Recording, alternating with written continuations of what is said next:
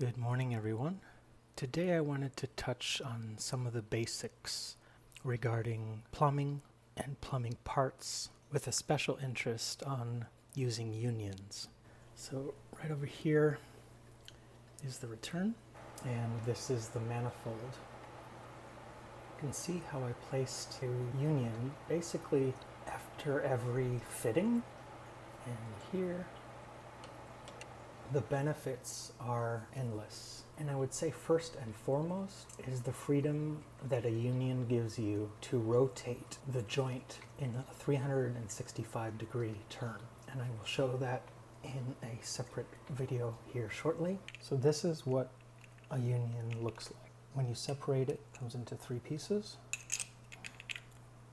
So for demonstration purposes, I have a 90-degree elbow here that is cemented into this half-inch PVC pipe. It's a nice solid attachment. You don't have to worry about leaks. But just in comparing these two, with a union, even after cementing these pieces, you have the ability to move this around fully. Whereas with this one, that's it. It is not moving anywhere. Another advantage here is, let's say for some reason I decided after all I didn't want this 90-degree elbow here. I can actually detach this, buy a new union, and attach this back here and connect something completely different. In this case, this is a pretty short joint, but as is the case with my Fiji 30, which I have plumbed into my WaterBox 130.4. I have 8 feet long connections. So what I did is every couple feet I placed a union, and that way instead of having one long piece, I have 4 pieces which I can adjust. And maintenance, it has this little rubber gasket here that pushes up against this oval and creates the seal. So you have to make sure these are really tight. It's a huge advantage, especially with this manifold here. I can detach each one of these heads separately. I can move them from one location to the other. In fact, I could just run one and put a cap on the end here. As far as the kind of ball valve that I used, I will show you the advantages of having what they call a true union here as compared to the more simple version here that came with the WaterBox. I wanted to take a quick look at a ball valve, in this case what they call a true union ball valve. And very similar to unions, this ball valve gives you the same kind of freedom of attaching a joint and enabling a full 365 movement of the joint it's attached to. But what's interesting as well, which could come in handy, this ball valve has another form of attachment other than the slip. It also has, so that if you needed to change out the kind of attachment, you could actually do it with your system still running, because you could turn the valve off and this piece remains closed and you can service this end of it. One of the big reasons people use manifolds are to take advantage of the flow produced by the return, which in my case is far overpowered, so that it won't diminish the return to the tank even if I open up all 3 of these. My realization here was, with the half-inch PVC pipe, the blue here, I could run maximum 250 gallons per hour, no matter how strong the flow, which in this case, this is actually a carbon reactor or GFO, depending on what I decide, is more than enough. Thinking about the size of your PVC is significant.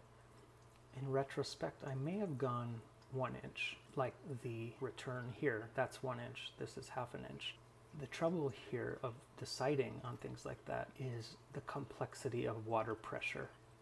For example, if I open this valve here and take some of that pressure, how much pressure is left for this one and this one? So it's complex.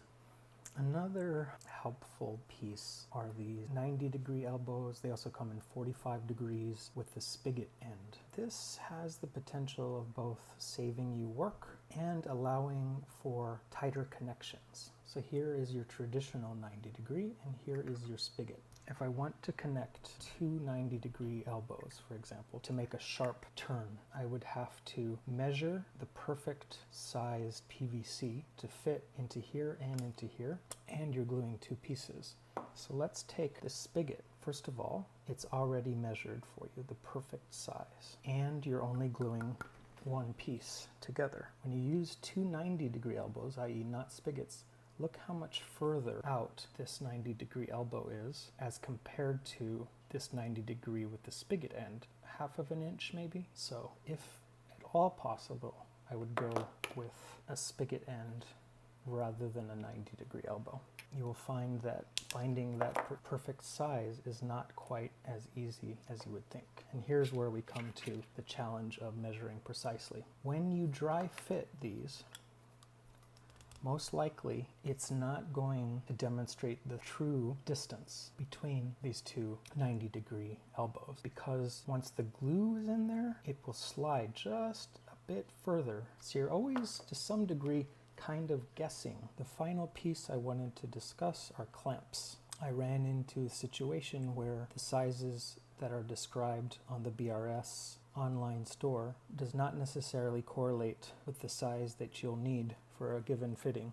This is a 1/2-inch barb. The kind of tubing you're using will dramatically increase the diameter of this. So you'd actually have to go a size up, and unfortunately sometimes it's just a tid too big. So what I ended up doing is just getting a bunch of different sizes and kind of hoping that one of them would fit right. I purchased this some time back. It's a heat gun. It turns out this is a pretty valuable tool, specifically when it comes to trying to connect a barb to a hose. The firmer the hose, it becomes quite the task, not only to put on, but also to take off. Using this will make your life a lot easier. I just directly apply it at a low heat, just makes it very nice and soft.